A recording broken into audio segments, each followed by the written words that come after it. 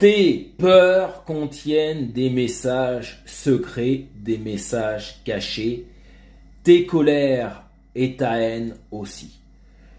Si tu médites, que tu es en parcours d'éveil, de compréhension de toi, tu peux arriver à comprendre ce message. Pour les autres, ça va être plus difficile.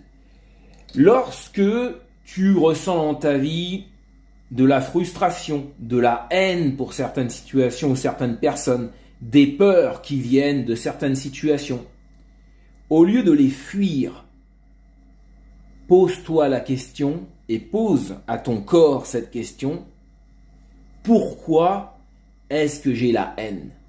Pourquoi est-ce que j'ai peur de cela? C'est pour ça que je dis que c'est principalement pour les gens qui méditent, qui ont une conscience corporelle, parce que les autres, ça va être très difficile, voire quasiment impossible, quoique. Et lorsque tu poses cette question, concentre-toi sur cette émotion négative et tu vas voir, par exemple, que tu juges.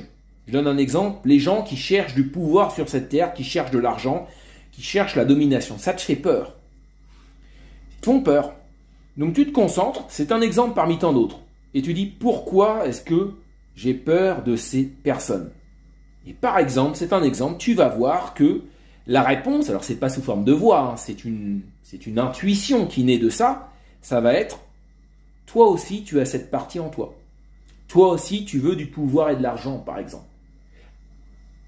Alors, pour autant, est-ce que tu es mauvais comme ces personnes qui ne recherchent que le pouvoir et l'argent?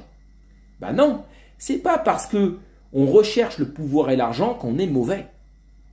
Mais par contre, si on ne recherche que ça, et qu'on est prêt à blesser des gens qui n'ont rien fait pour l'avoir, on est prêt à sacrifier autrui pour l'avoir, là, c'est un énorme vice. Mais si cette volonté de pouvoir et d'argent va avec la recherche de la vérité et aider les autres, c'est une qualité.